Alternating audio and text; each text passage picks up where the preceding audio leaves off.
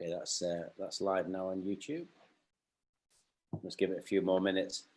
So who have you been doing your webinars to with the spinal stuff? To trainees or to spinal fellows or? So it's been going out through BAS, so trainees, fellows, and consultants. But it's just been incredible to see how much interest there's been. But as you say, you know, over time, it's definitely faded because everybody's getting busy now. Yeah. It has really changed the way that we sort of educate and we get educated. You know, there's many a meeting I've been to that you physically don't need to be there, but I think we do lose a lot though from not being there. You know, those personal interactions of meeting people and that it's kind of a soulless education, really, isn't it? And so I think hopefully in the next few years there'll be more of a sort of a hybrid situation where you know, for certain things you can be in person, and then other things you can all be there together. And so Zach, you're a trainee, are you? A spinal fellow or something like that? Yeah, spinal fellow at the moment. Yeah. And where are you working? Great Ormond Street. Great. And is that what you want to do, pediatrics? Yeah. So one of my old mentors was John Dorgan, who was a spinal pediatric and adult surgeon up in Liverpool. So he found fame both for being a great person and a great surgeon, but he did that children's hospital. You know, he used to bend the spinal rods over his belly. You know, he had this big belly, and he could bend the spinal rods, and it was he was just an amazing guy. He still is an amazing guy, and was a big personality in Liverpool, really. And do you still see him? Do you? Do you still see him? Do I? No, I don't get over to Liverpool that much now. I saw him a few years ago, and he was on good form. But he was really instrumental in making Alder Hey just a great cohesive unit, and they're really sort of on a crest of a wave now. Alder Hey. Good, right? Yeah, I used to take the bone graft from the iliac crest for him when I was a house officer. So. He always used to tell me to put a pair of skis on in case I fell in. I got that bigger amount of graft. Right, so just a minute to go, and then we'll go. We'll broadcast it. Oh, I usually broadcast it a bit earlier, actually. There we go. Sorry, I should have opened that up a bit earlier because it takes about 2 or 3 minutes for things to start. It's all filling up now. Great.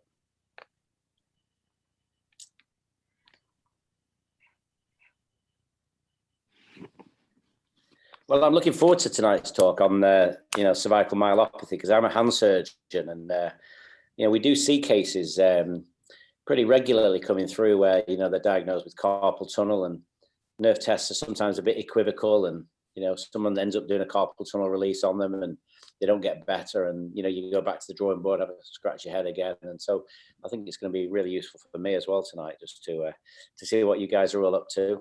And so no pressure on me then. No. and I think we can wind up after you finish then. Yeah, no, and Sachin and Zach are going to ask me some very, very simple questions, right, guys? Yeah. How do you spell cervical?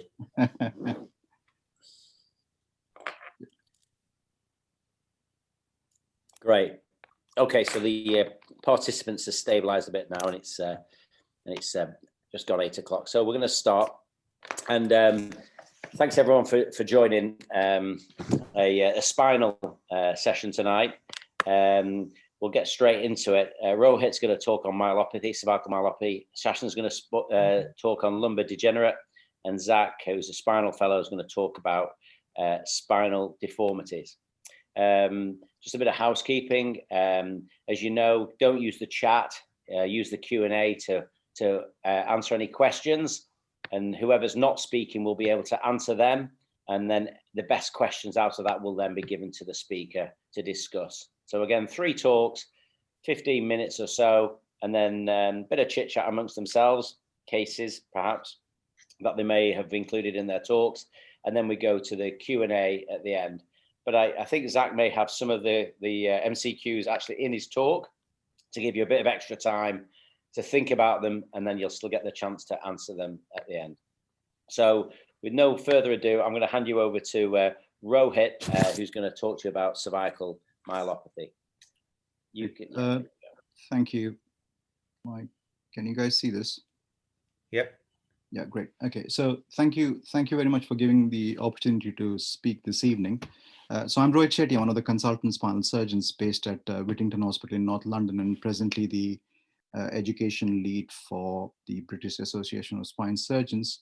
And over the next 10 to 15 minutes, I'm going to speak on the principles and management of cervical spondylotic myelopathy as what would expect out of you for your exams, but not just for your exams, but in your practice as a consultant orthopedic surgeon dealing with possibly upper and lower limb cases. Okay. So the terminology in the last few years has changed. So the present terminology we use for myelopathy is called CSM, which is cervical spondylotic myelopathy. And as you might be all aware that myelopathy can be caused with several different causes. It could be secondary to tumor, to trauma, but on this particular occasion, we are going to deal with a degenerative condition. And that's one of the most common cause of spinal cord dysfunction as a result of compression to the spinal cord. It happens as a result of, it's multifactorial. It's obviously, as you can imagine, it's age related. There's some environmental factors. And obviously there'll be a genetic predisposition in some of these patients. And it's one of the most common cause of myelopathy in patients greater the age of 55 years, with an incidence of about 1.6 in about 10,000 inhabitants. There are several factors. And as you can imagine, what you obviously see from the scanning of the X-ray, the CT and the MR scans are static factors, which are responsible for the pressure on the spinal cord. And that's secondary to disc degeneration, which is an age-related process. You get osteophytes, you got facet changes posteriorly. And in some of the patients where they have a genetic predisposition for the posterior longitudinal ligament, and I'll show you an example later on, where there's certain individuals who are much susceptible to actually develop ossification of that, and a combination of all that can produce cord compression. And obviously in certain people, they also have a genetically constitutionally narrow canal where some of these mild to moderate features are bad enough for them to cause significant cord compression. Obviously, what you don't appreciate when you do X-rays or CT scan or an MR scan is these are static images. And there's going to be a dynamic component to this. And the dynamic component in flexion, extension, and rotation. And as you can imagine, the hypermobility of the facet joints and the shearing effect of these joints on the spinal cord, which produces progressive cord compression and progressive symptoms. And there are biological factors along with the static and the dynamic factors which influence the progression of these. You have microvascular ischemia and the free radical toxicity, which obviously influence this. The clinical presentation is usually insidious. It can present with minor trauma. And don't be misled that some of the patients actually may not have any significant neck pain. They might just present to you with sort of pins and needles and radicular symptoms down the arm. And some of them will present with an ill-defined gait disturbance. In about 50% of them, they might have associated leg weakness. By the time some of them reach surgery, you will get about sensory impairment in the arms in about 80% of patients. And luckily, bladder involvement tends to be much more later. But it's very important when you take an history in these patients is to ask them about just activities of daily living.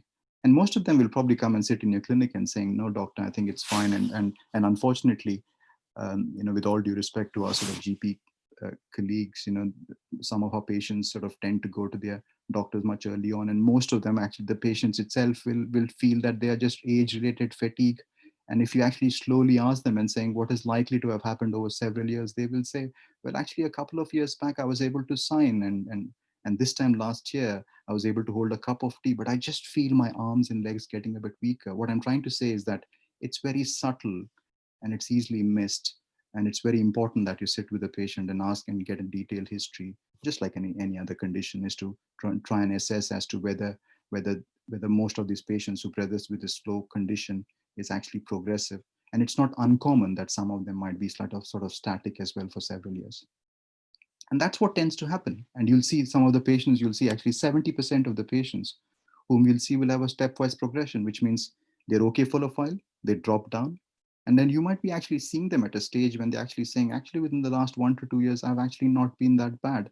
But actually, if you really dwell into an history, you'll notice that 70% will have a stepwise deterioration. 25% are progressive. They basically come to your clinic and they say, listen, in the last few weeks or in the last few months, I have actually noticed that my walking is a bit unstable. My hands are getting a bit weak. I can't put my buttons on. I can't hold a cup of tea. I can't hold my pen. I'm dropping objects. I find it quite unsteady. Unfortunately, 5% of them will sustain a fall and end up in A&E having a central cord type of syndrome. So if you look at the cross section of the spinal cord, as you might know, in the spinothalamic tract, the location of the tracks is that it's CTLS, which is C is in the center and S is in the periphery, which means when you have a central cord injury, the cervical spine, the upper limbs are much more affected. And that's about 5%, unfortunately, who will present as a result of a pre-existing compression of the cord. They sustain a fall and they develop the syndrome. In a clinical evaluation, you obviously have to assess for the radicular symptoms. And so C5 is around the shoulder, C6 is the index finger and thumb, C7 is the middle finger, and C8 is the little finger. In terms of your assessment, you look for long tract signs, you look for hyperreflexia and upgoing plantars. The L'Hermitage sign, which is basically where you basically, as you bend the neck, the patient complains of pins and needles going down the arms. One of the clinical signs, which is quite pertinent to cervical spondylotic myelopathy, is called a Hoffman sign. And in sort of several mock exams, I see sort of trainees sort of keeping the hand up in the air. So it's very important that when you do a Hoffman's, you stabilize the hand or the entire upper limb, which means you place the hand on the entire arm on a pillow so it's rested. And what you tend to do is you take the middle finger and you stabilize the DIP joint and you flick the middle finger. And as you flick the middle finger, what you'll notice is an involuntary contraction of the index finger and thumb, and that's the Hoffman sign. So please, in the exams, just make sure that if there's a pillow around, ask for the pillow, stabilize the entire upper limb on the pillow, just to make sure, because if you've got an arm just resting in the air, there's obviously, as you can imagine, voluntary contraction of the upper limb muscles, and you might not be able to pick up a Hoffman sign. And the sensitivity of a Hoffman sign is if it's quite high. Okay. Radiographic evaluation, not really that helpful unless you're looking for a dynamic component of the spondylolisthesis, which we'll see in the next slide. Here you can see in this particular patient, you can see there's an evident slip of the cervical spine. A CT scan, I mean, not necessarily that all patients will require a CT scan, but if you see an MR where you can see, so this black shadow, as you can see at the back, that's the PLL, which is the posterior longitudinal ligament. And if you see a thickening of the posterior longitudinal ligament, it is likely that when you do a CT scan, you'll see that. So that's called an ossification of the posterior longitudinal ligament. The significance of that is when you have an ossification, as you can imagine, the spinal cord is stuck to the ossified ligament, and so the risk of neurological deficit and risk of neurological damage significantly increases, and that clearly influences your surgical approach and your surgical decision-making process in terms of which aspect of the spine you're going to deal with. Okay. The MR, as you all know, is a gold standard. Okay, so you can, as most of you might have seen, you see the white sort of dot or the white shadow out there, and that's basically evidence of an increased signal within the cord, which on T2 is increased, and on a T1 weighted is a decreased signal. So that's your classical, what we call as a myelomalacia or compressive myelopathy. Again, you can see out here on the T2 weighted images, you can see an increased signal on the cord out there. But obviously, things are necessarily not very straightforward in the fact that, as we all know, that if you scan 100 people about the age of 60, 65, and you scan their lower back or their cervical spine, you're likely to see degenerative changes, and it's not necessary that all of these patients will be symptomatic from that. And it holds the same thing with cord compression. So in one of the studies where they looked at patients who were greater than the age of 64 years, they noted that 4% of them are likely to have cord compression without any symptoms. And it becomes a very difficult subgroup of patients to deal with. For example, you might say, well, why would you be scanning patients who are asymptomatic? Well, the thing is, someone's gone to the GP or to the physio with persistent neck pain, and then they get a scan only to be realized that you've got asymptomatic cord compression, and the management of that generally tends to be sort of bespoke to an individual about neuromonitoring and not necessarily operating on this subset of patients. But again, that remains quite controversial. In terms of the severity, can you likely to predict what is going to happen to these patients? Okay, what we know is that these patients will progress. Okay, and that's very important to understand. So when you see a patient where you have clinical radiological evidence of a cord compression, it is likely that they will progress. What we don't know at present is that at what is the rate of progression of this. And at present, the British Association of Spine Surgeons is actually studying and looking into that aspect as to what is likely to be and what are the factors. But we do know some predictive factors for progression. So, for example, someone who's got a better range of motion. So for once, actually, it might just be helpful that someone with a cervical cord compression might just have a very stiff neck and might not progress. As you can imagine, we discussed about the dynamic component, and the dynamic component of this cord compression was if someone's got a greater range of motion, that amount of shear is significantly more. So that might just predispose them for a slightly higher progression. A segmental instability, we looked at that X-ray earlier, when if they have got a slip, and if you have demonstrated on an X-ray that there is segmental instability, then they might be much more prone. If they are constitution narrow canal, or a combination of all these factors is likely to suggest that they might progress. But again, as I said, we don't know at what rate they might progress. Are there any predictive factors? Again, this particular paper looked at the ratio of the canal in terms of predicting how they might sort of progress in terms of symptoms. But it's important to understand when you see these patients, when you've had a clinical radiological diagnosis, is to understand what's your aim. Okay, and the aim is to preserve function. That's the most important. It's like a patient come to my clinic 2 years after I did a cervical corpectomy, is to say, how's your operation? I don't think I did well, Mr. Shetty. And if you actually ask them and saying, are you actually much worse than what you were since you first had the operation? And the answer, luckily, is, excuse me, usually no. And that's important because it's the entire consenting process and making the patient understand of the fact that the aim of the treatment is to preserve function, is to make sure that by preserving function, you prevent further deterioration. Is if at all you achieve some improvement in your function, and some of the studies is saying that improvement can take as long as 2 to 3 years, which is a long time, is to maintain the independent. And it's my registrar asking and saying, you're doing a front and back operation on a 78, 80, 85-year-old person. But obviously part of my job is to bespoke that to an individual and make sure whether they're fit enough to benefit from that intervention. What's their independence, what's their function. But it's important to understand the aims of the treatment. And obviously in the small category of patients, probably less than, 10% is to prevent any bowel and bladder dysfunction. And it's important to understand the aims of this.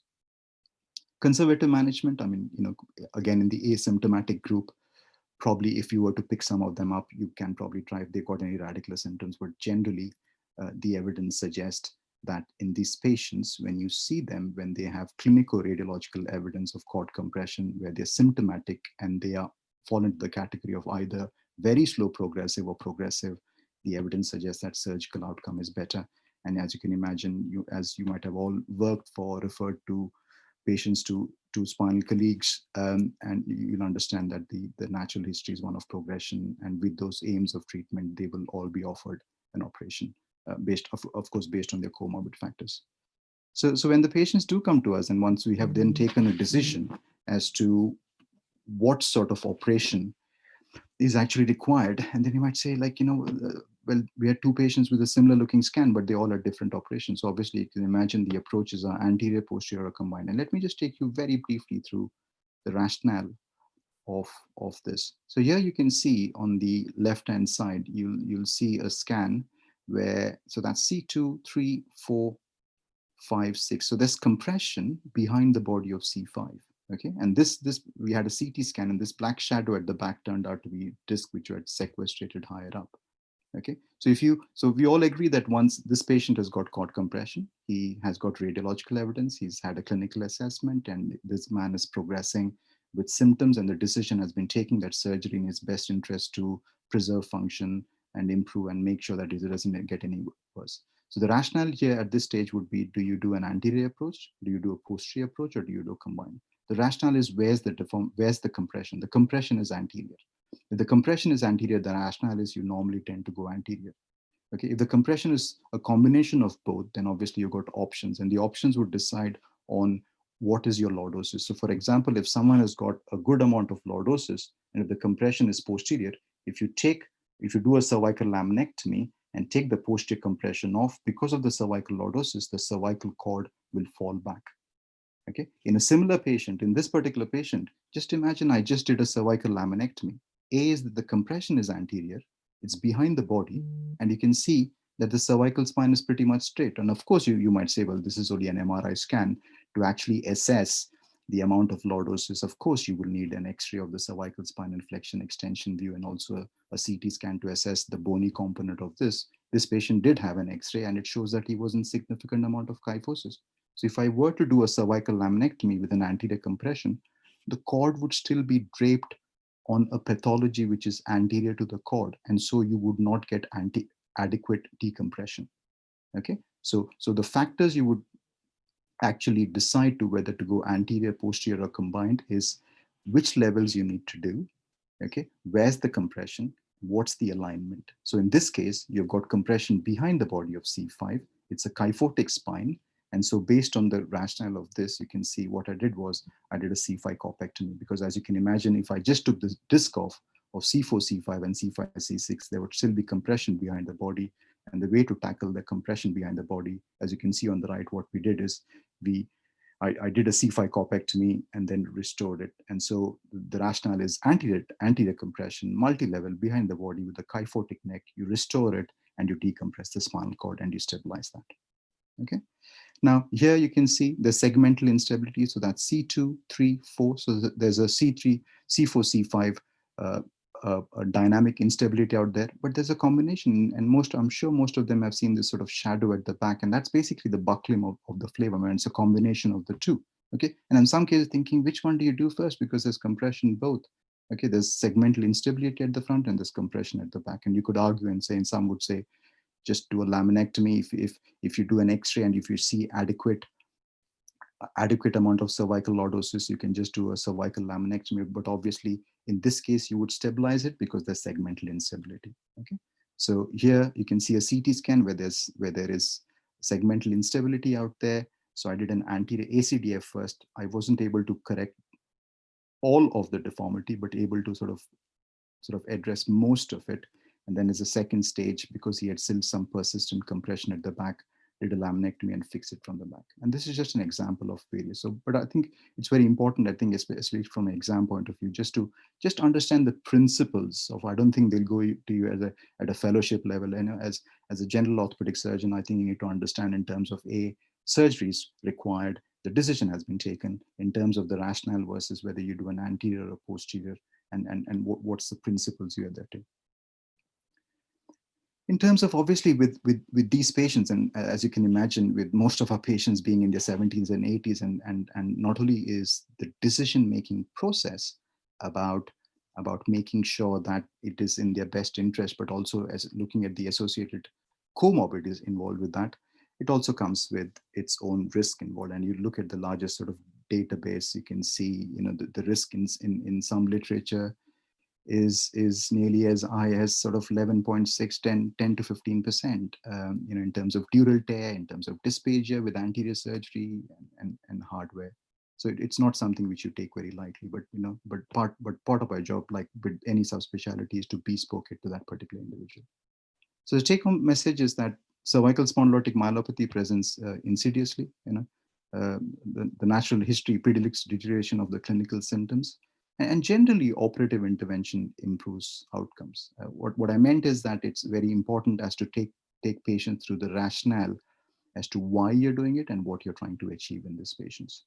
And like I said, just like anything else, and I think it's no different from spinal surgery, is that you need to bespoke it to that particular individual. Great. Thank you very much. That's great. Thanks, Rohit. I think there's just one question that's come through. Can you read that? Was the posterior second stage at the same surgery or two separate surgeries? Yeah, I mean, that's so thanks, Leslie. No, we tend to, so when I consent the patients, when you've taken a decision to, I mean, usually most surgeons, and I think Zach and Sachin will agree with me, in most instances, it's usually tends to be anterior surgery. If I foresee that patients might require a second stage, then I say, listen, it is, you'll definitely need one operation. It is likely you might need a second operation, but that would depend on how you do clinically. And second thing is, what is your radiological parameters after your first operation? Now, what becomes difficult after the first operation is that when the patients are not better after your first operation, what you don't know is that whether they are not better because they are never going to get better because they've had cord compression, or they are not better because you have not done enough. And that becomes a very challenging thing, because what you don't want to do is you really don't want to be scanning everyone because you will find something. So I think I think that's a very interesting question, because you do need to be very cautious in terms of whom you scan adequately. And once you've scanned, that you make sure that you offer them. So the answer is that you do the first stage. In that one of the scans which I showed you, where there's a significant slip and posterior compression, once you have sort of reduced the slip, some of the buckling of the posterior elements also sort of distracts itself, and itself can cause some opening of the canal. But you feel in some patients that they require front and back operation. I tend to do the first operation. I personally tend to wait for about 4 to 6 weeks for the dust to settle down. As you can imagine, most of my patients are between like 70 and 85. I think you see how you bring them back to the clinic, you arrange a scan. I normally tend to stage them between about 4 to 6 weeks. Now, if I've done a corpectomy, a 2-level corpectomy, where I feel the bone quality in a 75-year-old is not good, I place them in a collar, I bring them at 2 and 3 weeks and get them earlier, but I tend to stage them. I don't think in the last 7-8 years I've ever done someone at the same stage, especially because these are mostly planned elective or semi-urgent operations. Thanks, Sachin and Zach? Yeah, no, thanks, Rohit. I agree. I think that you already answered. There's another question, the same thing combined. There's another question about cervical stenosis and lumbar stenosis. Would you do them in the same sitting? Okay, Which one would you should do first? Good question. I presume they're both symptomatic. Okay, so I think it's and I think this is when good old medicine comes through. Yeah, what you're taught in medical school, what you're taught in those 6 years, and you should never forget that. So what does cervical stenosis give you? Cervical stenosis symptomatic gives you upper limb symptoms. It can give you some lower limb symptoms, but what does your lumbar stenosis give you? It gives you claudication symptoms. So you need to differentiate that from your history.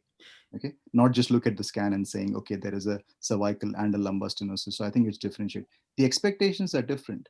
Okay, so the patient has got gait disturbance, and you think it's from the cervical stenosis, but the patient has got severe neurogenic pain, which is actually coming from the lumbar radiculopathy. Okay, so he's actually come to you because they've got severe radicular pain. Now, if you say I'm going to do an operation of a neck, which is probably never going to make your gait better, but you'll wake up after an operation and still have leg pain, they tend to be disappointed.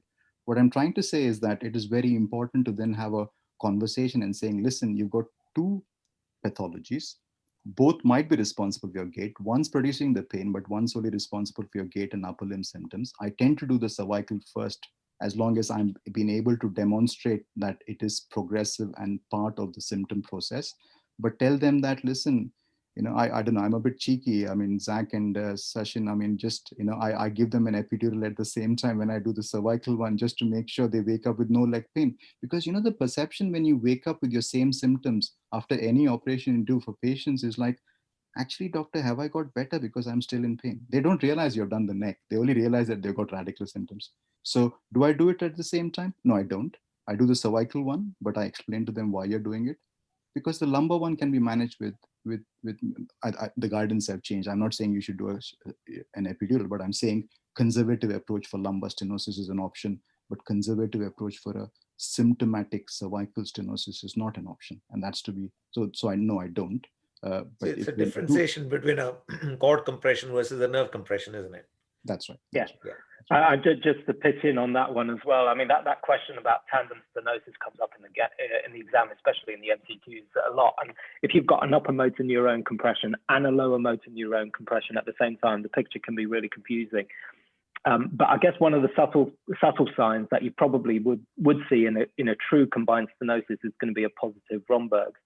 Do you agree?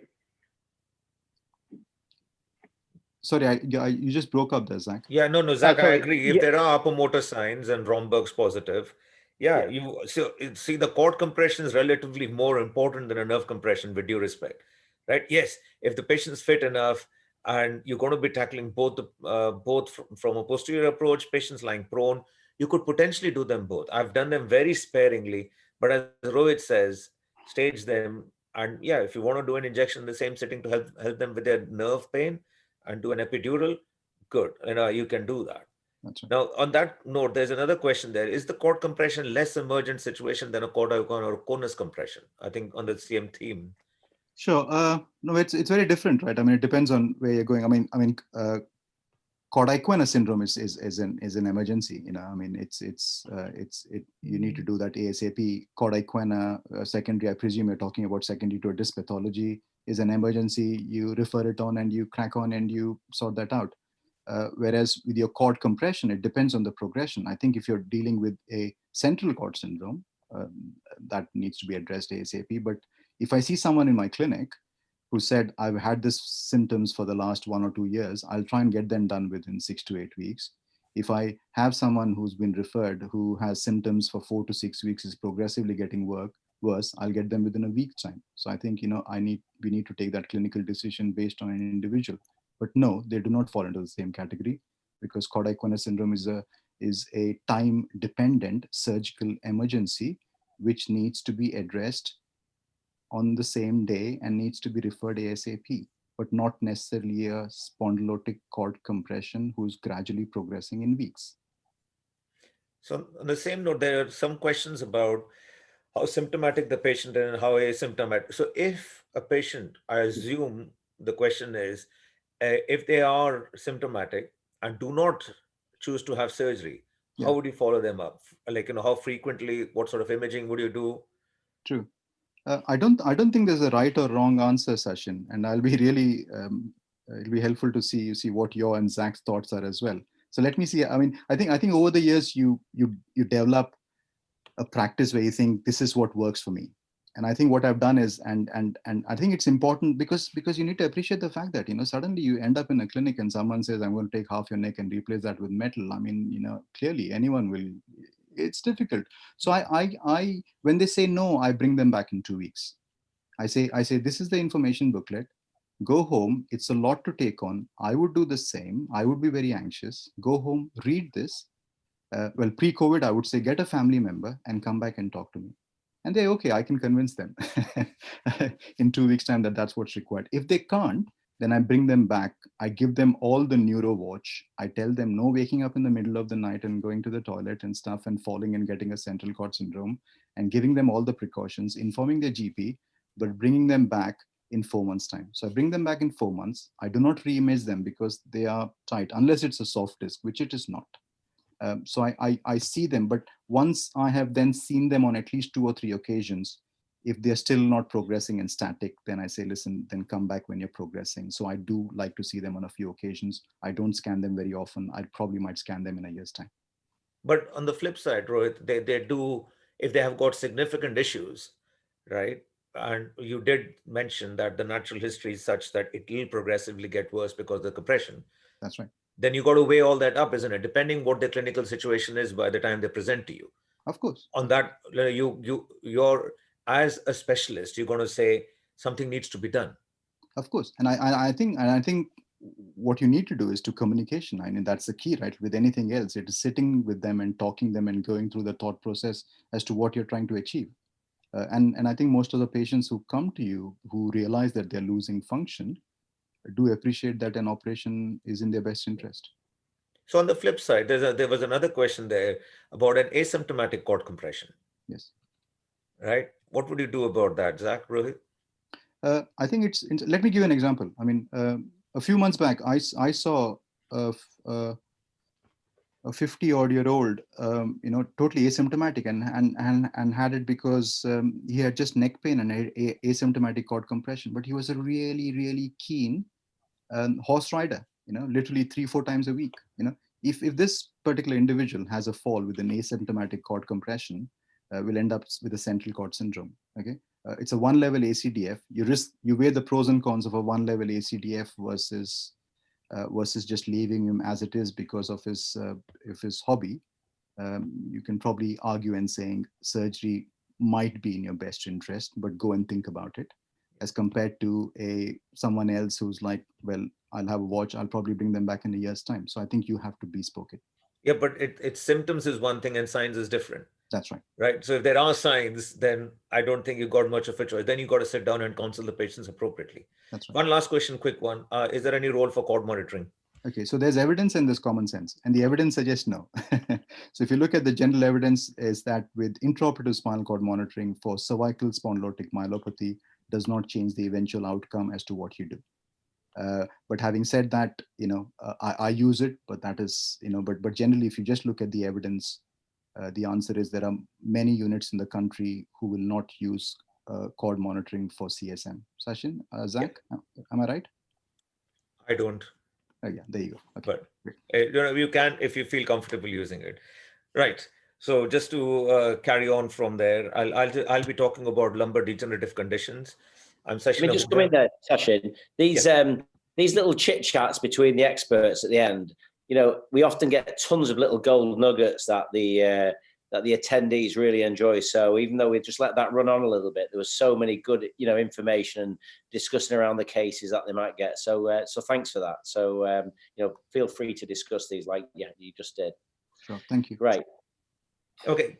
Right. So I'm Sachin Ahuja. I'm one of the spinal surgeons based in Cardiff. So I'm going to talk about lumbar degeneration. Now, it's a very vast topic. I don't think I can do justice to it within about 15 minutes. One important thing I would like to mention is that all the critical CBDs that you are exposed to are available. We did a spine revalidation in the BOA last week or earlier this week. It went live on Thursday. So they will all be on the website, on the British Association of Spine Surgeons website. So it's www.spinesurgeon.ac.uk. So we're going to put them all on the home page, so you have easy access to it. So I'll be just talking about, I'll just flip it around. I'll just talk about a presentation, go through the pathoanatomy, investigations and management, rather than go the other way around and bore you with anatomy and pathology initially. So the first case scenario, which something that you routinely see, it's not uncommon to see these sort of things. So a 33-year-old, so a referral that comes to a GP, 33-year-old male complaining of low back pain and right leg pain for the past 6 weeks. He's been taking analgesic medication and the pain ain't settling. Patient's tried non-operative treatment, has tried physiotherapy without much benefit, and is really struggling with the pain and is having difficulty carrying on with day-to-day activities and function.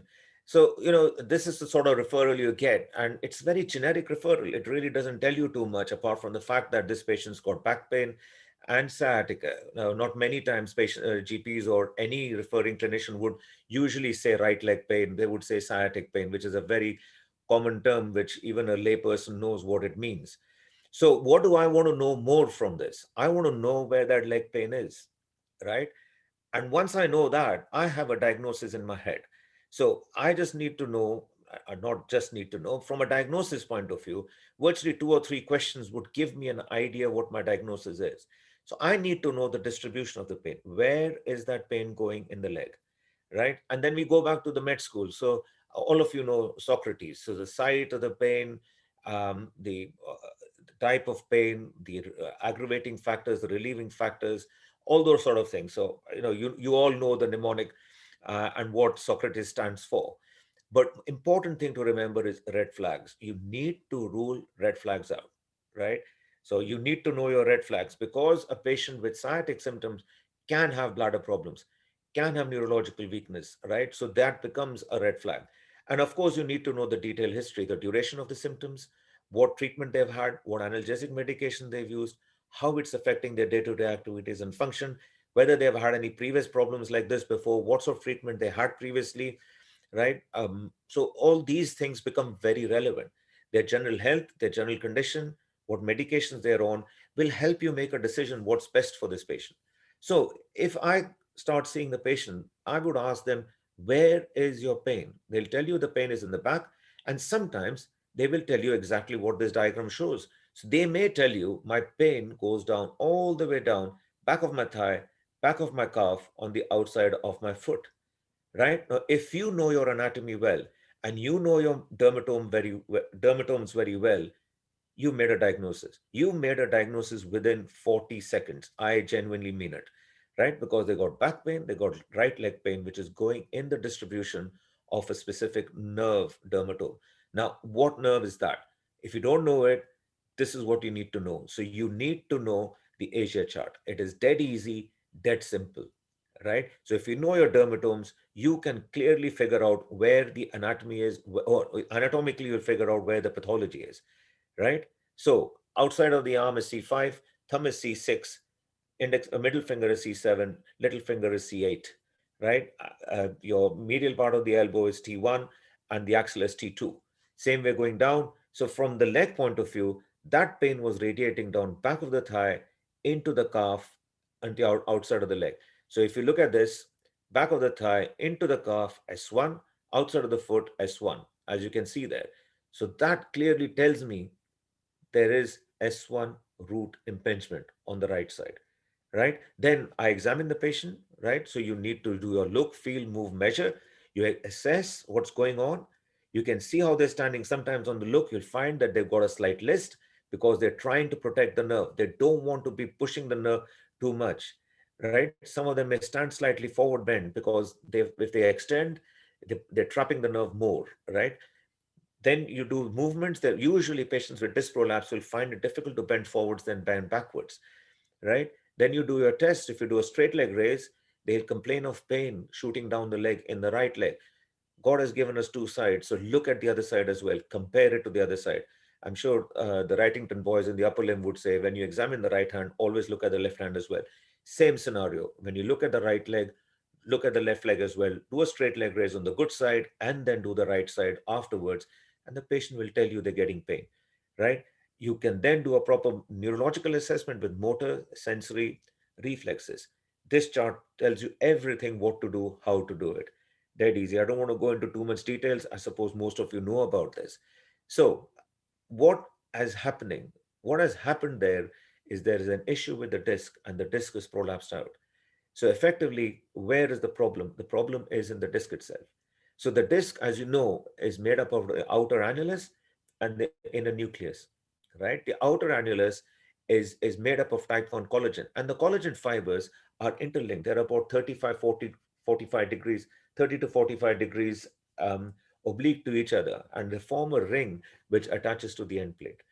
And they are laid circular in a circular fashion. Inside is the nucleus. So the nucleus is like a gel, it's like a putty. It's made up of type 2 collagen, and it's got these clever molecules called the proteoglycans, which we all know about. And they are the ones which bear weight. So as you compress them, they are hydrophilic, they hold water, water squeezed out, and water is taken back in. And that's what the disc keeps doing. And the disc works under hoop stress. So under longitudinal load, the disc bulges out. So a longitudinal load is converted into a radial load. But as the disc starts wearing out, the disc starts degenerating. As the proteoglycan production reduces after the age of 25, the disc loses the ability to act like a shock absorber. And that causes more loading of the annulus, which starts causing tears in the annulus through which the nucleus can seep out and lead to a disc prolapse. So what are the stages of degeneration? So the disc starts dysfunctioning. It does not function as a shock absorber. Then it becomes unstable. So the instability may not just be because of the disc, but because of the joint as well. Don't forget, there are three aspects to a segment. So you've got the disc in the front and you've got the facet joints in the back. So those three things are working in tandem. So the joint can start subluxing, you can get listhesis. and then eventually start stabilizing. So what happens in stabilization is you start forming osteophytes, and that starts stabilizing the segment. Now, this is a concept which was put in the 80s, but some may argue and say that instability, and they may think about instability completely from a traumatic instability point of view. And it's not the instability, it's more of a stiffness. The segment stiffens up, the segment does not move as well as it would normally. So I haven't purposely enlarged this because I was just losing the features on this. So as you see, the annulus, it causes circumferential tears. There are radial tears which lead to disc herniation. Then there can be internal disruption, disc narrowing, and with an issue with the joint, because the joint and the disc work in tandem, you can get listhesis, right? But as time progresses, there is stabilization, formation of osteophytes, which stabilizes the segment. So this, in a way, is what happens in disc degeneration. Very briefly, in a very brief summary, just to give an idea what happens, which progresses at multiple levels. And as Rohit mentioned in his talk, it is not uncommon to see degeneration. Between the age group of 20 and 40, you'll be surprised nearly a third of the population would have degeneration. Between 40 and 60, nearly half to two-thirds. Above 60, virtually everybody gets degenerative changes. It is not a pathology. It's a time process. It is something that we would all get. It's like how we age. We go bald, we go gray. It happens. These things happen. You can't change that. Another important thing to remember is what the disc does and how the disc functions. So if you see the three static positions, laying down flat, standing, or sitting down, you see the load on the disc is maximum when you sit. Whereas when you're bending and lifting something up, the load is high. But when you're sitting down and bending, the load is significant. That's why we tell our patients, bend your knees and go down rather than go straight down. And on the flip side, patients who've got back pain and issues like that, we don't tell them just lay flat and do nothing because you're still loading your disc, right? So this is a study that was done in the 60s, which shows disc pressure and what the disc goes through in static and dynamic positions. So when you get a disc prolapse, right? So go back to your anatomy. Now the previous patient had right S1 symptoms, but here I'll show you pathology at L4-5. So this is a coronal section. So we've taken the lamina and the pedicle off. So you can see the cut end of the pedicle is there. You can see the chordae equina. You can see the nerves. So that is the L4 pedicle. Underneath lies the L4 nerve. That is the L5 pedicle. Underneath lies the L5 nerve, right? So when you get a disc prolapse, generally speaking, the disc prolapses are posterolateral. So if a disc prolapses posterolaterally, right, it'll pick up on the L5 nerve root. Yeah, as you can see there, because the L4 nerve root has already exited. So you may hear terminologies like traversing nerve root, which is L5, or exiting nerve root, which is L4, right? But if you get a far lateral or foraminal disc, then it'll pick up the exiting nerve root, which is L4. But generally speaking, a disc prolapse will pick up the nerve below, right? So L5-S1 disc will pick up on the S1 nerve. L4-5 disc will pick up on the L5 nerve, generally speaking, right? Because most discs are posterolateral. But if it is foraminal, then it'll pick up the nerve above. And why does that happen? It happens because of an anatomical reason. And the anatomical reason is this. This is the posterior longitudinal ligament, which is, so this is the vertebra. This is where the disc is. So behind the vertebral body, it is just a strip. Whereas when it comes towards the annulus, it splays out, it becomes rhomboid in shape. And that's what supplements the posterior part of the annulus. And posterolaterally, it is relatively weaker.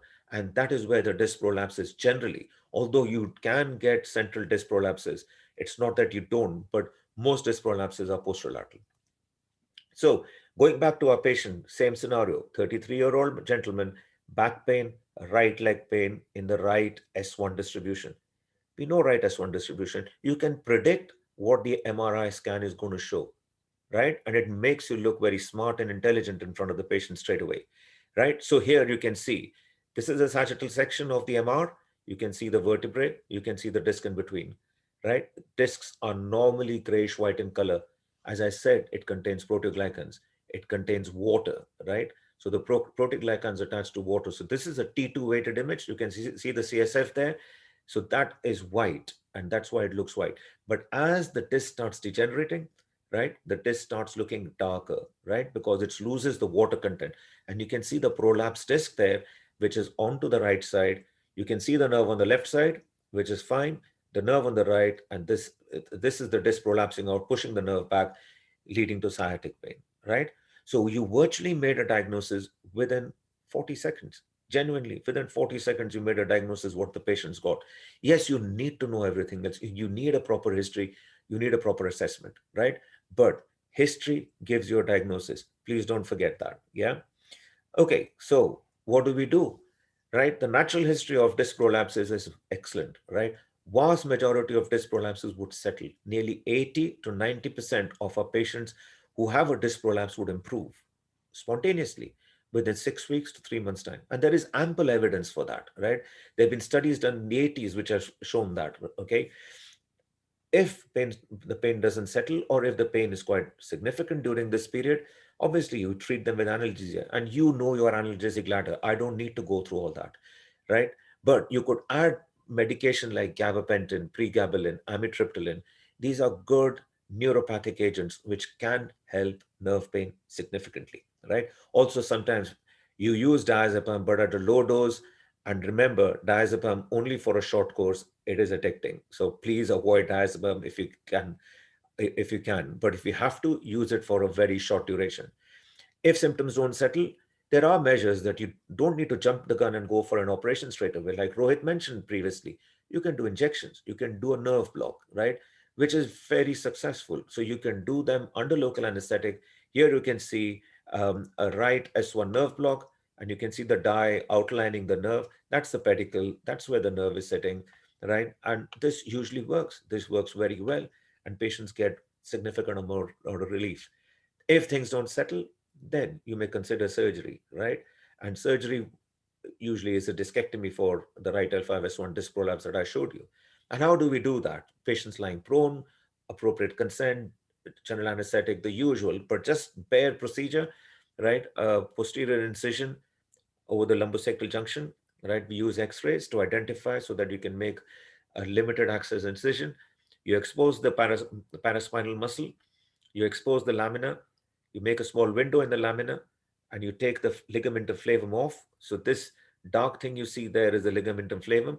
You remove the flavum, you will see the epidural fat, you'll see the dura, you identify the S1 nerve root, move the S1 nerve root to the side, you approach the disc, you take the disc out. You don't take the full disc out, you take the bit which is pressing on the nerve. Once you've done that, the nerve is free. Once the nerve is free, patient wakes up with relief in the leg symptoms straight away. Like Rohit mentioned, once their leg is better, they are delighted. They're absolutely delighted, right? They go home within 24, 36 hours maximum usually. Here's another situation, a slightly older lady who's got back pain, who's been having difficulty walking, and they walk for about 5 to 10. She walks for about 5-10 minutes, and she gets heaviness in the right leg. She gets cramps. She gets numbness in the right leg. She's had problems with the hips before. She had a previous history of CA breast. Now that is a red flag. That will start making you think. But the history above, the duration I didn't put there, it's about 2 or 3 months. Nearly 3 months, her walking distance has gradually reduced. And for 3 months, she can only walk for about 5 to 10 minutes. That gives you slightly a chronic feel to her symptoms rather than an acute feel. But still, history of breast cancer should start making you think a little bit, right? So again, what do I need to know? So we need to know the distribution of the pain, right? This lady is saying she's got pain in the right leg. She gets numbness in the right leg, which is on the outside of the thigh, outside of the leg, on the anterolateral compartment, going on to the top of the foot, which to me shouts out right L5, absolutely shouts out L5, right? Without a scan, I can tell you she's got L4-5 stenosis on the right side. Now, whether it is a lateral recess stenosis or central stenosis, I don't know yet, but I definitely know that right L5 is impinged. Yes, I go through everything again. I go through my red flags. I go through all the factors with regards to pain, the Socrates, as I said, a detailed history, family history, social history, past medical history, medications, treatment, all those sort of things, right? You need to go through all that, right? And for interest of time, I'll just carry on with it. And that's the MRI scan. right? And you can see the MRI scan fits. So at L4-5, you can see narrowing of the spinal canal. At L3-4, you can see the cauda equina, you can see the nerve roots, you can see the L4 nerve roots just about budding out to come out. And at L4-5, see how compressed the spinal canal is. It is bilateral compression. It is not unilateral. It's not a lateral recess stenosis. It's a central stenosis. The patient does not have any left-sided symptoms, and they can have that, right? Her symptoms fit with the MRI. Yet again, a diagnosis made comfortably if you get the right history and the right information. More importantly, if you ask for the right things, right? So this is what happens in stenosis. So this is a normal anatomical section. So you can see the disc, you can see the canal, right? This is where the nerve sits. Now, you want to know what a central canal is. You want to know what the lateral recess is. Lateral recess is where the nerve sits. So the lateral recess is here. So the boundary of the lateral recess anteriorly is the posterior superior or posterior inferior part of the vertebral body, the disc itself. Laterally, it's the pedicle, and posteriorly, it is the facet joint. So if you have facet hypertrophy, if you have a cyst from the facet, it can narrow the lateral recess. If you got a disc or osteophyte, right, it can narrow the lateral recess. Central recess is the central bit where the cauda equina sits. So that would be the central recess. That is the lateral recess. So if you hear the term central recess stenosis, lateral recess stenosis, that's what it means, right? I hope that is clear. So again, I'll just go through the full thing again. So management, natural history is pretty good, but if they have progressive symptoms, unlikely this would settle on all by itself, unlike a disc prolapse, because symptoms with a disc prolapse improve significantly, right? Mainly what happens in a disc prolapse is not only is it compression, but it's a chemical reaction as well. And that gradually improves with time. You can treat them with analgesia, right? You can treat them with nerve block or an epidural injection, or you can do surgery, right? So those are the different things you can do for them. So here's another example of a patient who's got left-sided leg symptoms, right? And you can see on the axial sections, look at this, the signal in the facet joint. It's quite hyper intense, right? So there is a lot of edema. That gives you a clue that is something else is going on, yeah? And this is what they had. So if you do a lateral standing X-ray, and you can see the slip in the vertebra. Sorry, where's the mouse gone? Right? Oops, sorry. So you can see there is a slip in the vertebra, whereas the scan is done lying down, the X-ray is standing up. So that could be contributing to your symptoms. So that is more of a dynamic instability, right? And if you have something like that, where there is dynamic instability, you need to do a stabilization, like doing a fusion with pedicle screws. There are different ways of doing that. I won't go into details of that, but that is something that you can get as well, apart from just a stenosis. You can get a dynamic slip as well, which leads to instability. So quickly, if you got a patient who presents with back pain, look at the red flags. Red flags, go to A&E straight away, right? If they've got things like certain conditions like spinal tumors and all, can be seen very urgently in clinic and assessed. Patients who got disc prolapse with weakness need to be seen urgently. If they do not have a weakness or something, they can wait, because with time it can settle. Patients who've just got actual back pain usually are treated with non-operative treatment first, and if things don't settle, then they come and get seen in the service. Thank you. Thank you, Sachin. Thank you, really. We'll just go straight to questions. So this is from Achif Mohammed. Can you just clarify the difference between nerve block and an epidural injection, please? It's a good question. Like, I know I would prefer to do nerve blocks because they're more targeted. In patients who are stenotics, who've got maybe 1 or 2 level stenosis, then I would do an epidural. But I would much rather do a nerve block because it tells me where the problem is. I know there is a concern with regard spill because it can migrate up and down, but generally I would prefer nerve blocks. Sachin, I've got a quick one actually. I mean, you were talking really about the evidence for a discectomy and radicular pain versus non-operative treatment, and said there was fairly good evidence.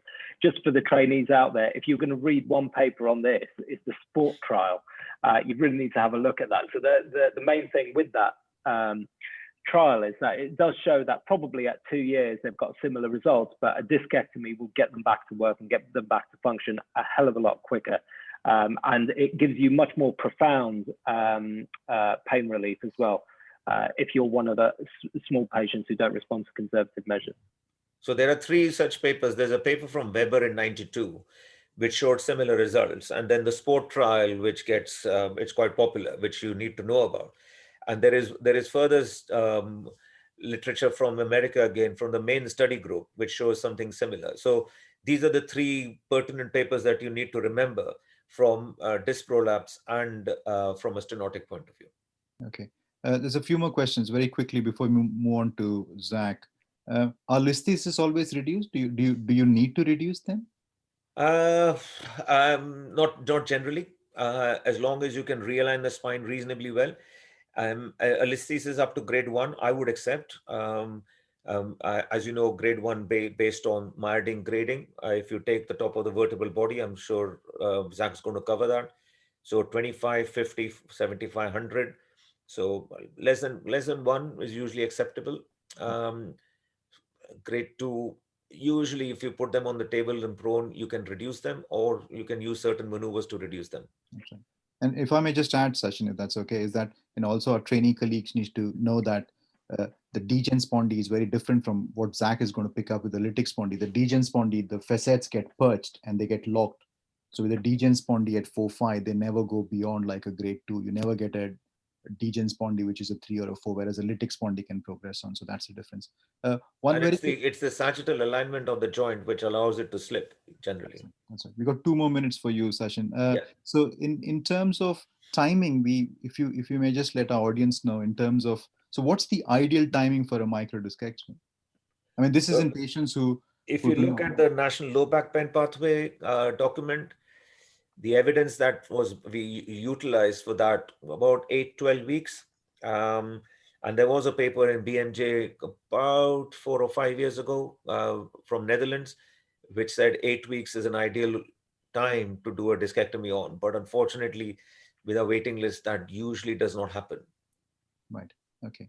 In terms of what's your views on patients who have, I mean, we didn't cover on neurological deficit. So for example, let's keep it non-controversial and talk about a painful foot drop to start off with. What do we do? Or someone who sees a painless foot drop, which is more complex. I agree, because there was so much to talk about. That's why I just skirted that topic. But simple example, if you got patients who got painful foot weakness, right? Usually in the first 6 weeks, as the pain improves, you may see the weakness improve as well. So if you're not sure, review the patient back within a week or 2. If you find they're still the same, if they've got more than grade 3 power, that's okay. But if they're completely grade 0, then it's a difficult situation. Then you could counsel the patient, explain to the patient, and maybe consider surgery. If they've got progressive weakness, I don't think there's any doubt. Progressive weakness, you would operate on them. Like Corda-Equina, which gets operated virtually on the day. Progressive weakness, you would operate early, less than 6 weeks. Generally speaking, I would wait 6 weeks. And if they're improving with pain and neurology, I would wait. But if you find the pain is not improving and they've got significant weakness, then I would counsel the patient and make a decision what's best. Sure. So if I have a microdiscectomy, what are the chances of me having a recurrence over the next 10 years? The chances are pretty good. Unfortunately, anything between about 1 in 20 patients would get a recurrence, about 5% odd. But vast majority of recurrences are relatively asymptomatic, right? But that can always happen. And do you keep taking the disc out till you get tired, or how much disc do you take out? I take enough just to free the nerve up. Sure. And then I usually wash the disc. I put a probe into the disc and just wash it out. And any loose fragments that come out, that is it. I don't go. I know in the past people used to actually take a curette and take the full disc out, which led to progressive degeneration. So you keep as much disc back which is attached. Sure. Because what you're basically saying, and correct me if I'm wrong, is saying that once the difference between a conservatively managed disc and a surgically managed is that with surgical intervention, it is likely as compared to an age-matched population, there is going to be some deterioration of that disc because you have intervened. Am I right in saying that? Correct. Yeah, because that's what they say. Even when we used to do discographies, that's right. Just the needling itself was accelerating the degeneration. That's right. Okay. Fine. Great. Thank you, Sachin. Thank you. Zach, you got anything to add on that? But I think we should crack on. It's 9 No, o'clock. yeah. Half an hour. No, I think let's just crack on because we've got 3 cases in the next presentation. Hopefully, we'll be able to address a few things at the end Thank you, Sachin. Thank you. of the talk. Thanks, Sachin. Yep. All right, guys. So I'm just going to briefly talk about spinal deformity, and really before I get into it, it's important to appreciate what a normal spine looks like and how it develops. So, I mean, when we were all fetuses, we were all in that fetal position, which is a primary spinal curve. And it's not really until late infancy, when you start walking, that you start developing your secondary curve. So initially with head control, you start getting the cervical lordosis, and eventually when you start standing is the lumbar lordosis. So in terms of what is normal, it's these 4 curves. So cervical and lumbar lordosis, the thoracic and sacral kyphosis, and there shouldn't really be any curves in the coronal plane. And the whole purpose of the shape of the spine is to allow you to maintain your balance for efficient bipedal gait. So trying to keep your head centered over your shoulders, over your pelvis, and between your feet. And there are some rough measurements for kyphosis, so T5 to T12, measuring about 10 to 40 degrees, roughly speaking. But there is a lot of variability in the literature, but we've also got a benchmark for lumbar lordosis as well. So when you guys approach the your revision for spinal deformity for the FRCS, you need to think about looking at topics related to scoliosis that might be adult or pediatric. It may be depending on the etiology of that, and then similarly with kyphosis and spondylolisthesis. And you can actually get a combination of all 3 of these, which can really complicate things. But I'm going to try and address today's talk with an example from each section, and hopefully that will give you some pointers about how you might approach a case in the clinicals. So we'll start off with scoliosis. It's a fairly common condition, and it's relatively painless. It's one with great clinical signs, and it's very likely to come up in a clinical exam setting. So some of the pertinent points in the history really to pick up on. I mean, if you can break it down, look at taking a history about the deformity itself. So when it was first noticed, was it early or late? It tends to be in the adolescent age group, picked up quite late because adolescent by a parent, maybe on a summer holiday, for example. That would be the typical thing when they see their child on the beach and put some cream on them, and they're like, "Oh, your back looks misshapen." That's the kind of the typical thing that we hear time and time again in clinic. And try and identify the main concerns of the child. So you might see a fairly moderate or large deformity on an X-ray, but they might not be particularly bothered about the clinical appearance of this. So it's really important to sort of gauge what their concern is, because obviously we treat patients, not X-rays. The other part of the history is really to try and judge what their skeletal maturity might be. So in female patients, it's really important to establish when menarche started, and there are some other things you can ask surrogates, like when you last changed your shoes or got some new clothes, for example. And then finally, in the histories, it's really worth spending a bit of time to see if there's any potential underlying causes. So this might be elicited really just through past medical history, but you also want to know about their pediatric history as well. So this is an important thing to bring back into this kind of case in the exam. And if there is any suggestion of pain, and pain might be present in scoliosis, I mean, a painful back is very common in adults and adolescents, try and make sure that you elicit whether or not any of those features of pain are sinister. So think tumor, think infection, for example. And family history, well, whether any family history, is there any family history of scoliosis? So that's another thing to pick up. In terms of your exam, again, I've kind of broken this down a little bit, so you can examine the deformity itself. So look from the front, the side, and the back. When you're looking, I tend to, or when I do my examination, I'll look from sort of top down, so shoulders, chest wall, and the waist, and then I turn the patient around to have a look at their spine.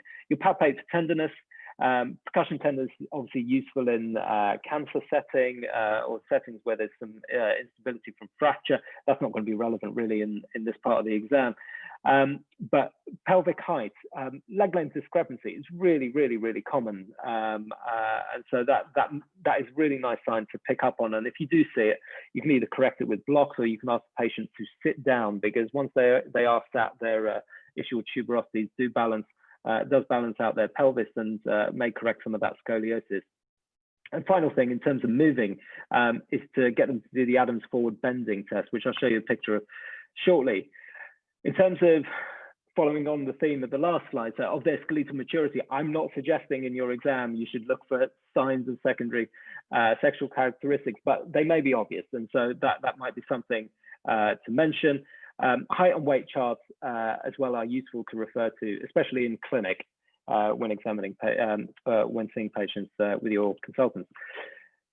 Then final bit of a potential underlying cause. So it's really important just in terms of guiding what investigations you do and timing as well to look for any underlying issues. So if they've got an atypical deformity, so one that's on the left, if there's a sort of short, sharp, angular deformity, or if this deformity is associated with kyphosis, because a typical idiopathic type of scoliosis is actually associated with a flat back. So lordosis or lordoscoliosis is the kind of normal pattern. But if you have a kyphoscoliosis, this is usually associated with some sort of underlying pathology.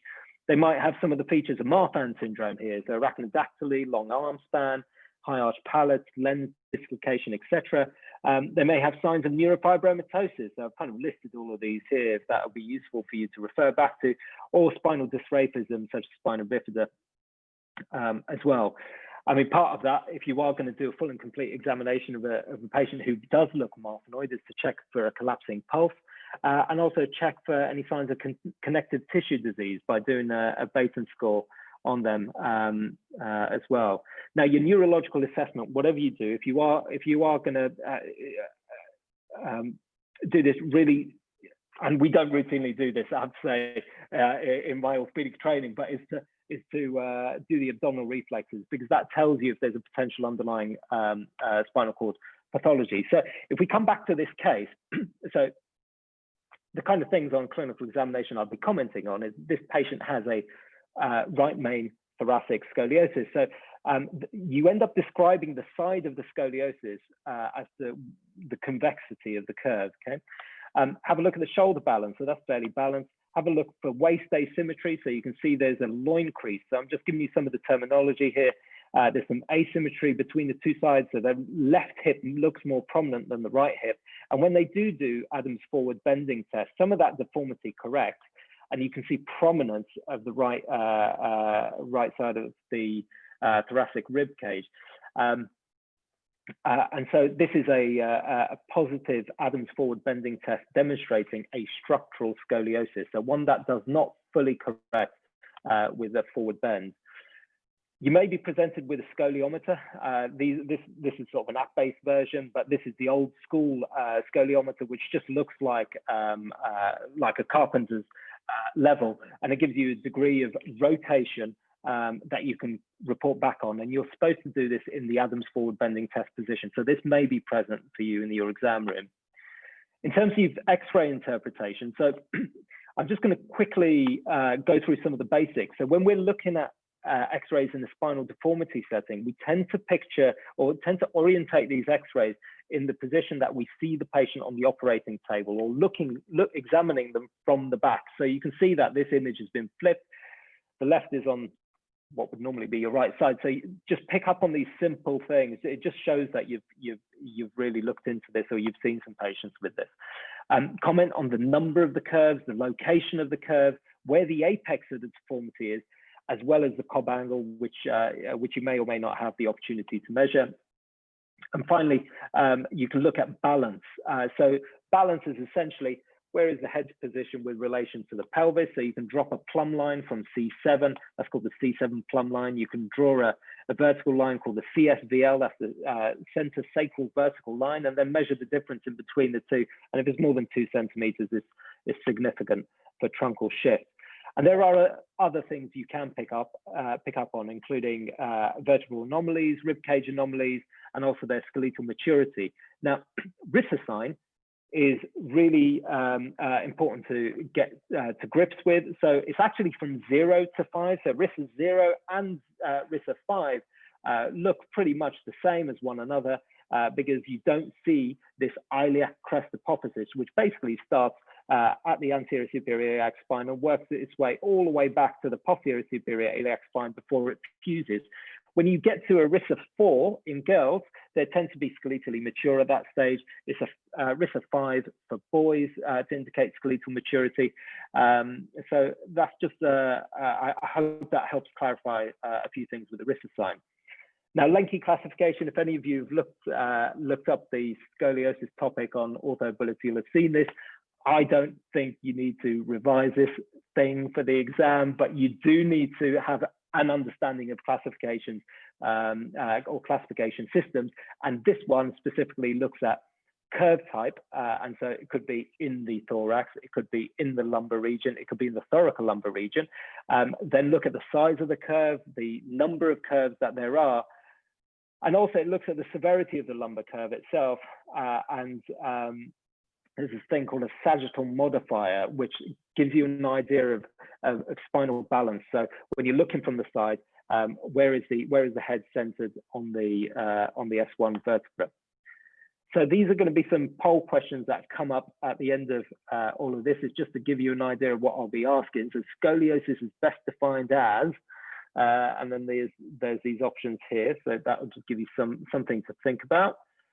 But I did want to pull this up here. So this is a CT slice, which proves that there is some rotation element to scoliosis. So it's not just a lateral plane, a lateral deviation of the spine. There is a rotational element here. Just give me a second. Sorry, I destroyed my laptop. Here you go. Sorry. And you can see the posterior elements rotate into the concavity. Again, that's an MCQ type of question that comes up. You can see there's a reduction in the lung field on the right-hand side as well, and that's really relevant in early onset types of scoliosis that happens before the age of 10, especially if before the age of 5, because that's when lung development or alveolar development takes place. So that can have lifelong consequences for patients. I'm going to be asking you what the commonest cause of scoliosis is. And then I'll be asking you about the indications for an MRI scan. So this scan here essentially shows you a patient with a syndromic type of scoliosis. So this is mucopolysaccharidosis. It's, part of the subtype of it is Morquio syndrome, which is type 4 MPS, and that's associated with craniocervical junction instability. So that's why you can see some compression at the top end there. And because of that cranial junction, stenosis, or cervical junction stenosis, there's an associated syrinx there as well. There will be a question about the best evidence or the best non-operative treatment out there, with some options there for you to select. If there is one paper you really need to look up on, and it's not to give you a hint, but it's the BRACE trial. That's the effects of bracing in adolescents with idiopathic scoliosis trial, which is the one paper you need to look up for this section. And in terms of treatment, so we'll come back to this in a second, but essentially the options available to you are either a brace to fuse them, do a tether, which is kind of one of these new techniques used to treat certain types of scoliosis, posterior spinal fusion, or anterior and posterior spinal fusion. Or finally, I guess I haven't got in there, is do nothing, observation alone. So we'll come back to this in a bit. So I'm just gonna carry on with the talk, and we'll go through the Q&As at the end. So spondylolisthesis is the next case to discuss. Again, I'm going to break it down into history and examination. So a few pertinent things to pick up in the history. I mean, most of them are asymptomatic, but if they do have pain, it's either going to be back pain or leg pain, or a combination of the two, and try and establish some of that. You'll never see this in your clinicals, but it might come up in the written exam. So it's worth knowing what a listhetic crisis is where these patients are almost, their spine is almost falling off their sacrum. And in those settings, they've got severe back pain with a neurological deficit and hamstring spasm. And part of the reason for that hamstring spasm is trying to retrovert the pelvis to keep the spine on the sacrum itself. So that's a listhetic crisis. And once the spondylolisthesis is treated, then the hamstring spasm settles. In terms of your examination, so you might find a flattened lumbar lordosis, you might find sagittal balance issues, but one of the things to look for, especially in the sort of younger age group, is a palpable step off. So if there is a palpable step off, that suggests that the spine with its posterior elements have moved forward. That indicates a certain type of spondylolisthesis, so a dysplastic spondylolisthesis, which I'll come to in a minute. And then in terms of movement, flexion and extension, and some special tests, which are your neurological assessments. To define it, it's an anterior subluxation of one vertebra over the other.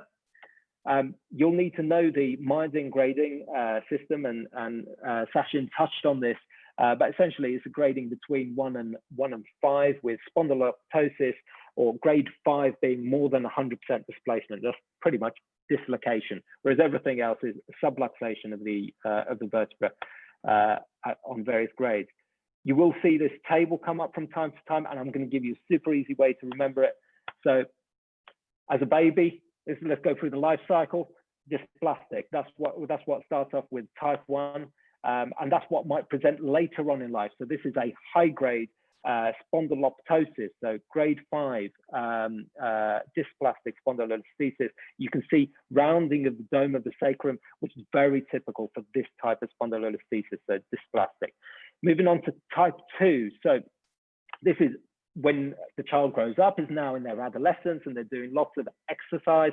So I've got this gymnastics example, but cricketers, for example, who hyperextend their spine when bowling, they can also be similarly affected by this. This is where the pars is, which is essentially at the junction between the superior and inferior articular facets, and the narrowest point is the isthmus. Okay, so this is called isthmic spondylolisthesis, and if it does slip, it will tend to affect the exiting nerve root. Okay, that's the thing to bear in mind. And again, just looking at this diagram here, it's just to establish where the pars is. It sits in between the superior and inferior articular facet. So now you're moving on to adulthood, and you start wearing wool. You develop spondylolisthesis.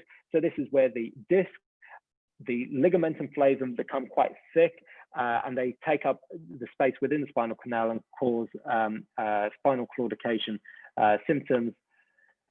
Then you get a bit older and your vision becomes a bit of an issue, and you have a car accident or something like that, and it can cause a traumatic spondylolisthesis. Now, in terms of the location of the trauma here, it's either going to be in the pedicles or the facets. It's not going to be in the isthmus. If it was in the isthmus, it would be called an isthmic spondylolisthesis. And then near the end of your life, you unfortunately develop a pathological cause of a spondylolisthesis. And before you do go, unfortunately, you come see one of us, and we cause it by thinning out the pars too much during the decompression. So that's type 6. So hopefully that will give you a good idea of the Wilty classification. So moving on to the next part. So investigations. Okay, so a quick one about X-rays. So it's really important to get a lateral X-ray, which includes the hips on there, so you can calculate some spinopelvic parameters.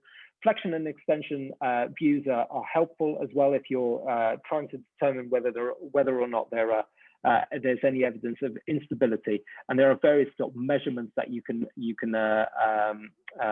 do there. But the key ones to bear in mind: if you've got a high pelvic incidence, you're more likely to have a severe spondylolisthesis. And if you've got a high slip angle, when you present to a spine surgeon, you're more likely to progress in time. So even though they may be minimally symptomatic or moderately symptomatic, if they've got a high slip angle, you may well offer surgery early. CT, MRI, these are both very, very helpful investigations. And so we will move on to treatment. So treatment can be largely non-operative or operative. It tends to be quite controversial in young sporting patients, but generally speaking, no activity limitation, observation alone for the asymptomatic individual is what we would normally recommend, and they can participate in contact sports. But if they are mildly symptomatic, then they need to go through a prolonged period of physiotherapy. They might cut back on their sports.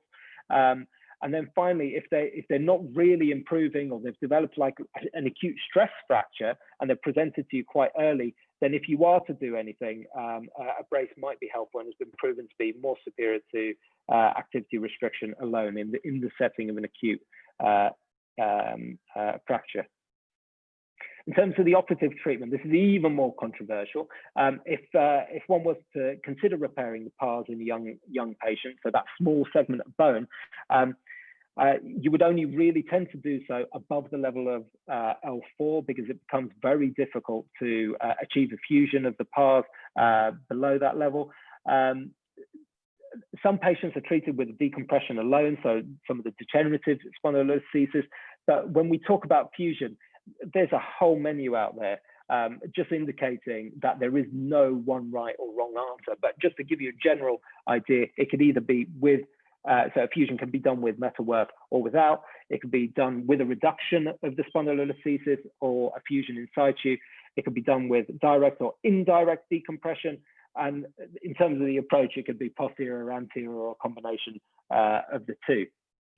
So that's spondylolisthesis done. I'm going to now briefly cover a kyphosis topic, so ankylosing spondylitis. And let's just get straight into this. I mean, diagnosis, you really need to know the New York, modified New York criteria, which is referenced by NICE guidelines. And essentially, one radiological criteria and one or more of these three clinical criteria. So sacroiliitis on a pelvic X-ray. So you're looking at a pelvic X-ray for that, rather than the typical bamboo spine appearances you see on spinal radiographs. Clinical criteria: low back pain and stiffness for more than 3 months. They've got limitation of motion to their lumbar spine, and you can prove that clinically using Schober's test. And limitation of chest expansion. So again, that's a clinical assessment that you would do during your examination. And there are some orthopedic and non-orthopedic manifestations, which I just think you need to spend a bit of time learning about. And focusing on the non-orthopedic manifestations, look at the eyes, look at the heart, or assess the heart, lungs, kidneys for amyloid, gastrointestinal system could be associated with inflammatory bowel disease as well. So now we go back to the history. So when you're trying to apply the diagnostic criteria, try and focus your history towards eliciting whether or not those features are there. So do you have back pain, and how long has it been there? Has it been more than 3 months? Is it inflammatory in nature? So those are already two of the clinical criteria. Shortness of breath on exertion. Okay, I mean that would really be a useful thing to elicit, whether or not there's presence of deformity and how that affects their life. So that can affect their ability to swallow, eat, and forward gaze is the main thing that a lot of people complain about. And non-spinal associations. So do they have other joints involved, or some of the non-orthopedic manifestations that I've already discussed? In your exam, focus on the deformity itself. So look whether they've got a chin on chest deformity.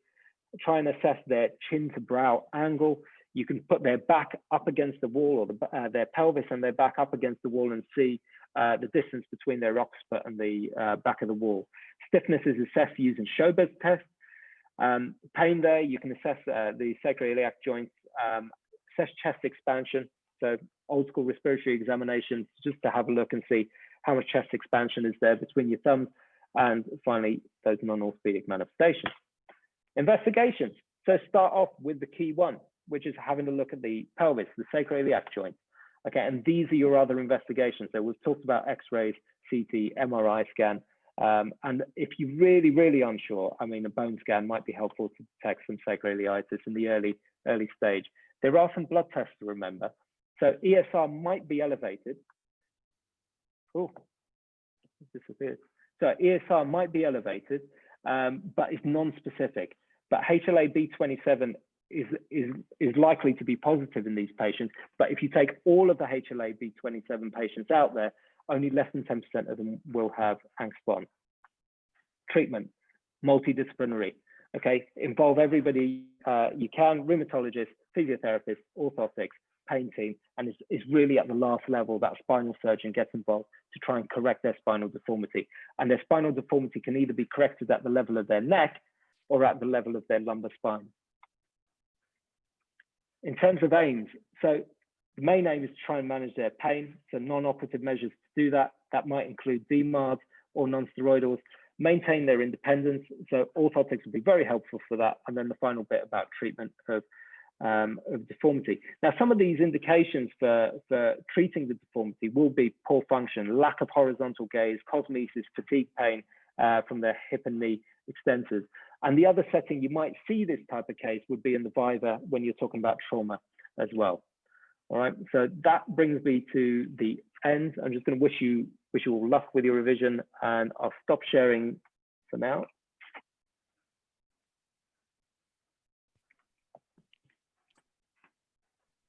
Zach, thank you very much. Can you just share with us some salient points, take-home message for adolescent idiopathic scoliosis, please? So I guess the key things, in the clinical setting, is to try and pick up on the skeletal maturity of the patient and their degree of severity at the time they present, because that's going to give you, or you need that information to try and judge what treatment you're going to offer. So if, for example, they've got a curve of less than 20 degrees, you tend to offer non-operative treatment, active observation alone, regardless of their maturity. In the 20 to 40 degree category, then that's where it really matters. So between RISA 0, 1, and 2, you would tend to brace them. And in RISA 3, 4, and 5, you might offer active observation. And then when it comes to the 40 to 60 category, so again, it can be controversial, but in the skeletally immature patients, so 0, 1, and 2 patients, you would tend to offer surgery because you're expecting them to progress. Whereas in the RISA 3, 4, or 5, certainly the 4s and 5, you might hold back and you may consider treating them non-operatively. Sure. Just one last question in terms of from the exam point of view, and I suspect what will be a recurring theme in the trauma section of the exam is how do you manage a patient with ankylosing spondylitis? So I guess the common scenario would be a patient who's presented with a fracture to A&E, he's already collared and blocked, he's got neurological dysfunction, and that will be the typical thing that comes up. And the important thing to pick up on is that this patient needs to be put into the position that they're normally in, rather than to be in the collar and the blocks there, because that will cause a secondary neurological injury if they've not already got one.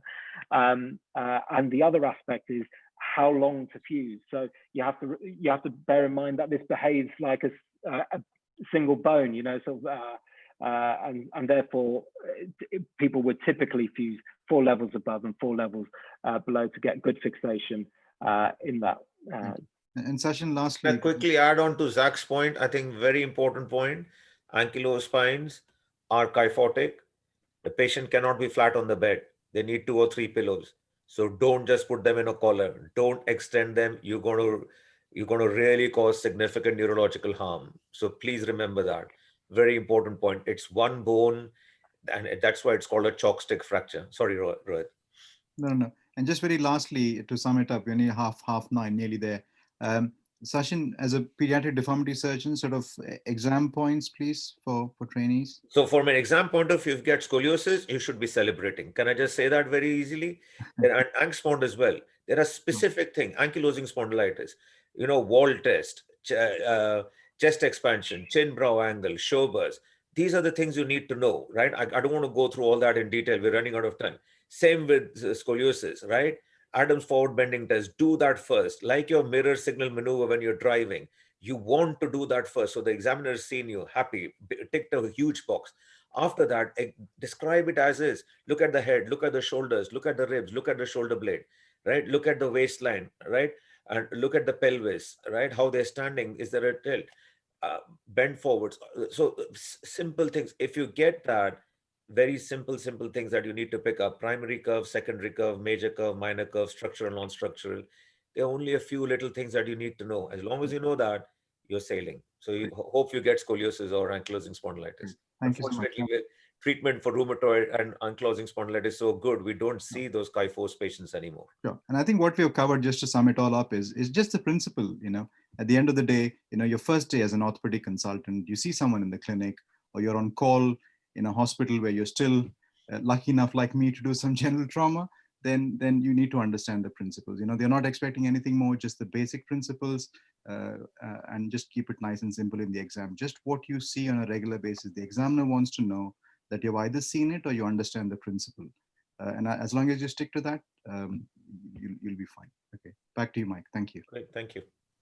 No, listen, guys, that was really, really fantastic overview of spines. You've done it, a lot of justice in 90 minutes, and I know there's lots more, but there's some absolute nuggets there for the exam. So we're going to go now to the MCQ. So I'm going to stop live streaming on YouTube because they